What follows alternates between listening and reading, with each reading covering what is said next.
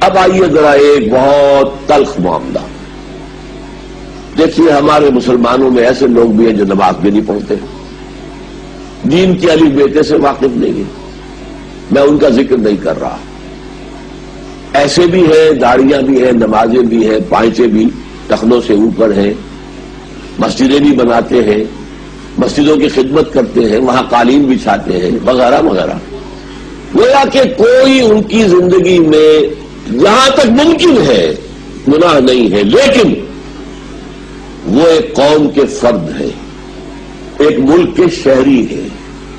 اس ملک کا نظام باطل ہے, اس ملک کا نظام طاغوتی ہے, اللہ سے بغاوت پر مبنی ہے. اور یہ پورے عالم اسلام کی بات کر رہا ہوں.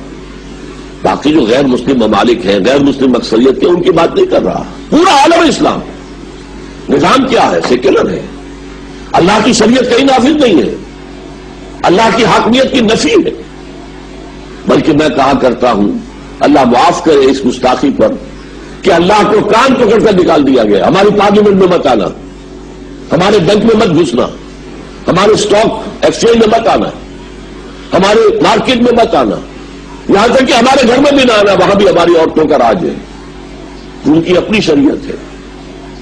اور ہاں, مسجد میں رہو. جیسے کسی نے ایک بت منظر میں رکھ دیا ہے, جاتا ہے وہاں جا کر اس کو ڈنڈوت کرتا ہے, ہاتھ جوڑتا ہے, بس ایسے ہم مسجد میں آ کر آپ کے لیے رکوع اور سجود اور قیام کر لیں گے, بس اس کے علاوہ آپ ہماری اجتماعی زندگی سے خارج. گویا کہ اس کی عبادت ناقص ہے, اس کی عبادت مکمل نہیں ہے, ناقص ہے. اس نظام کا فرد ہے, وہ اس مملکت کا شہری ہے. اب اس کا کیا جواب ہو اور اس کا کیا حل ہو؟ اس کا حل کیا ہے؟ یہ ہے اہم بات. دیکھیے, آپ کو معلوم ہے, کتا گر گیا کنویں کے اندر, اتنے ڈول نکال دو, کتے کو نکال دو, کتے کی لاش نکال دو, پھر اتنے ڈول پانی نکال دو, پاک ہو جائے گا. آپ نے کوئی گناہ کیا, یہ کفارہ ہے. آپ نے کوئی قسم توڑ دی, یہ کفارہ ہے.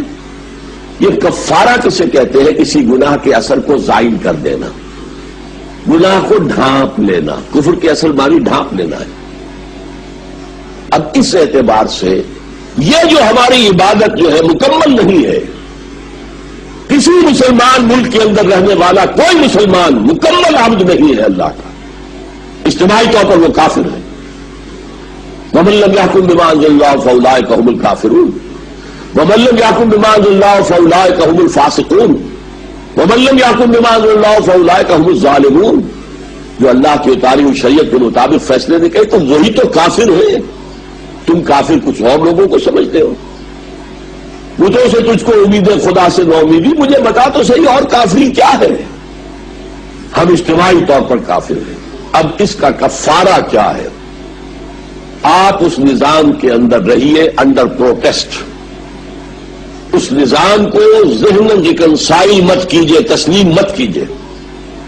اس نظام کو سپورٹ مت کیجیے. اس نظام کو سرو مت کیجیے.